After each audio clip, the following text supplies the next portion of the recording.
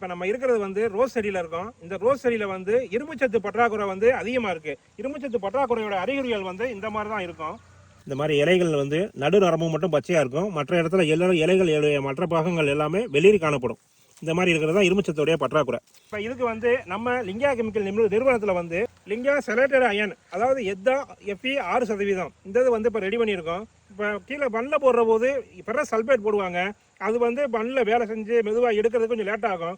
இப்போ எத்தா 6% கொடுக்குற மேலே இலைவெளியாக திருப்பி கொடுக்குற போது உடனே வந்து பயிர்கள் வந்து எடுத்துக்கிறது. அப்போ வந்து கொஞ்சம் கொஞ்சமாக மாறி முழுமையாக இரும்புச்சத்து இதுக்கு கிடைச்சிருது. இதை வந்து மேலே இலைவெளியாகவும் கொடுக்கலாம்.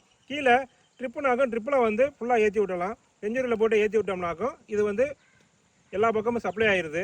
அப்போ வந்து நமக்கு இரும்புச்சத்து பற்றாக்குறையை கொஞ்சம் இது சரி பண்ணிக்கிறோம். இது வந்து இலை வழியாக கொடுக்குற போது 1 லிட்டருக்கு 1 to 1.5 கிராம் போட்டு மேலே ஸ்ப்ரே பண்ணுறோம்.